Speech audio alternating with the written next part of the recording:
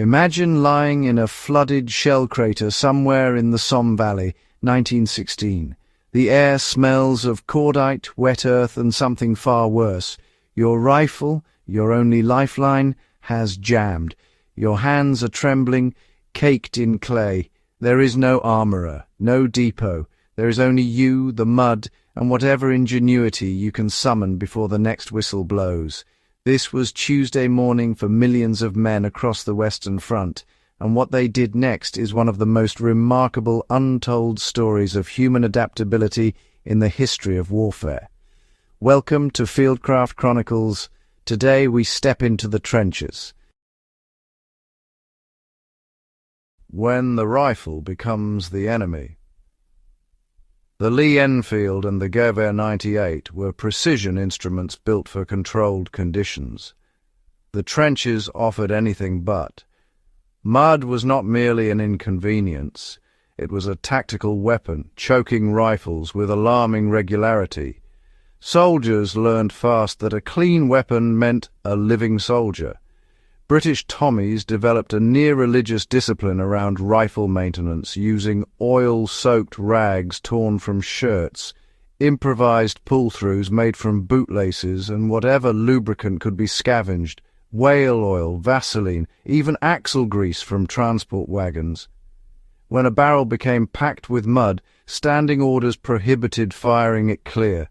Instead, soldiers used segmented cleaning rods from the rifle's own butt trap, working the obstruction loose while crouched behind a fire step, listening to the war grinding on above them. Gear that had to last forever. Beyond the rifle, soldiers carried webbing, haversacks, gas mask carriers, and ammunition pouches, all subjected to conditions that would destroy modern camping gear within days. Repair work was constant, conducted in whatever stolen moments the war allowed. Standard British 1908 pattern webbing frayed, split and rotted in the perpetual damp. Men reinforced failing straps with wire salvaged from the trench walls, the same barbed wire defining the landscape repurposed as binding for broken pack frames. The box-stitch reinforcement pattern became second nature to men who had never sewn in their civilian lives, taught not in training depots but by the brutal curriculum of equipment failure under fire. French poilus at Verdun took salvage further still. Leather from fallen horses shaped into boot soles, canvas from destroyed balloons patching shelter halves. The battlefield consumed everything, and the survivors extracted utility from what remained. Shelter, warmth, and the architecture of survival. The trench itself was a field repair project in perpetual desperate motion. Soldiers became improvisational engineers, shoring up dugout walls with corrugated iron from ruined farmhouses, salvaged timber, and ammunition boxes stacked like primitive masonry. Sandbags, the universal currency of trench architecture, were never discarded when burst. Their hessian was repurposed as insulation wound around feet, inside rotting boots, or used to strain shell-hole water into something approaching drinkable. Fire was perhaps the most powerful field tool available. Heating a jammed bolt, warming a frozen water bottle, drying soaked socks against a brazier made from a perforated biscuit tin. The management of heat in a cold, wet environment was a craft unto itself.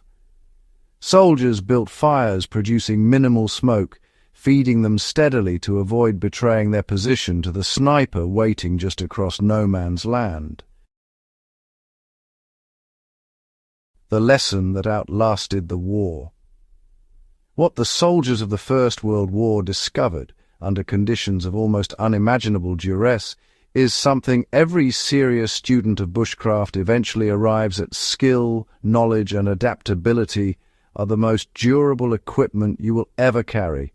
A rifle can jam, boots rot, webbing splits, but the man who can fix these things with his hands and whatever the environment provides, that man keeps moving. Their improvisations are not relics.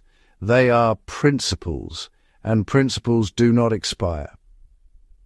If this episode gave you something worth keeping, share it with someone who values self-reliance and history. And if you haven't already, subscribe to Fieldcraft Chronicles, built for people who believe that understanding the past is one of the most powerful tools for navigating the future. We'll see you in the field.